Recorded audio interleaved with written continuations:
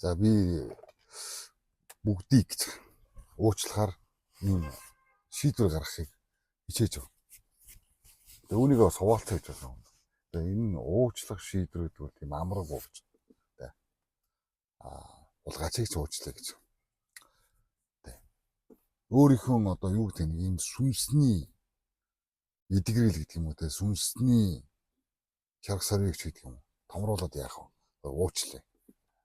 Бас янз янзын юм ингээд уншиж сонсоод би бүгдийг мэддэг хүн биш. Гэхдээ уншсан харсан зүйлээс бас нэг ингээд жоох ухаарлаг яваад. Тэгээ зарим хүмүүс хэлж байна л да. Тэр хулгайч чамд ямар буруу юм хийсэн.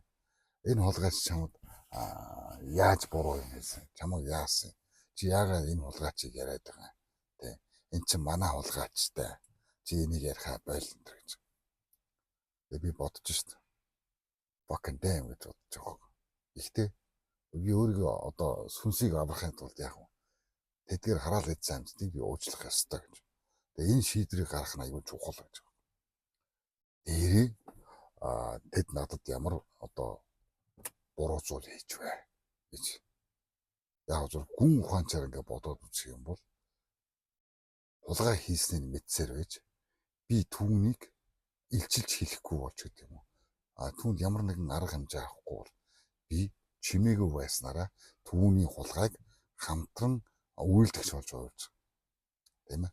Магадгүй энэ эрүүгийн хуулиар ч гэх юм уу. Монголын одоо бусад хууль тогтоомжуудаар бүтэх юм бол хулгайн хэрэг явдлыг нуун дарагдуулсан иргэн болж хувирах гэдэг юм л байна. Гэт маш олон зүйл бодогдож байгаа. За энэ дээр шудраг ёс, хүн байх тухай, хүн чанар, тийм ээ. Нэг бол амьд үлдэх тухай, гэр бүлээ авах ч гэдэг юм. Янз бүрийн одоо ийм одоо элдв бодол тэнцэлгүйгээр гэж. Одоо гэж байна. Гэхдээ яшиг зүгээр бүгдийг одоо таягдан хаяад тэдний бүгдийг уучлаа гэж. Гэж бодож шít одоо. Гэхдээ шийдвэр гаргах маш хэцүү гэж. Энэ зүйлийг бодож байгаа. Нэг гигантэн гэдэг юм. Одоо гигантэн гэдэг нэртэй тийм ламын тухай. Тэр хүний сургаал хэлж шít. Тэр хүний сургаал гэдэг. Гэхдээ тэр бүр буддын гигантэн буюу одоо тэр бурхан болсон буддаагаас бүр өөр гэж байгаа. Маш өөр. Бүр өөр чиглэл рүү явсан сургаал. Ийм зүйл. Бүх зүйлийг уучлах нь чамд өөрт амар байдаг. Тий, надад амар байна л да. Гэхдээ тэдэнд амар байх болоо гэж бодож шít. Тий. Аливаа зүйлийг мартахад хэцүү гэж. Тий. Ялангуяа хулгайчийг тэр хулгайг бүр тэр тусмаа энэ ард түмний боломжийг хулгайлсан хулгайчдыг уучлах гэж. Энэ нь өөрөөр хэлэх юм бол биш иргэн хүнээ бойлогдох юм уу те. Болох ч гэдэг юм. Нэг бол үхэх ч гэдэг юм. Нэг ийм тооцоодоо ярьж юм уу. Очно гэж. Гэхдээ оюун санааны хувьд ч бодитоор биш зүгээр энэ бодрол миний тархин дотор бодогдож байгаа. Болоод байгаа үйл явдал гэж. Тэгээ маш олон зүйлийг эргцүүлж бодож. Юуны тухай юм бэ? Тэгвэл үнэн гэж байж яах юм тийм үү?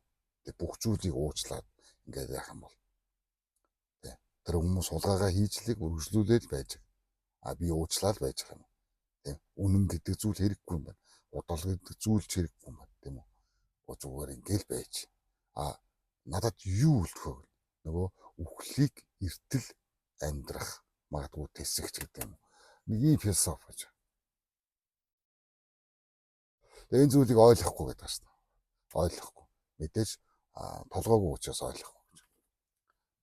Нэг тиймэрхүү бодол төрөөд байгаа. Зарим хүмүүс хэлж шít. Тий. Одоо намайг шүүж хэлж байгаа. Биш ээ. Би бол хулгай хийж байгаа хүнийг хэлж байгаа хүн болгоос биш хулгай хийсэн хүн биш гэдэг шүү дээ. Би хэлж. Тэгэнгүүт чи энийг хэлдэг нь ямар учиртай юм бэ гэж. Яагаад гэвэл би хулгайчийн хамжигч болохгүйгээр шийдвэр гаргасан хүн гэдэг байгаа шүү дээ. Тийм учраас хэлж байгаа.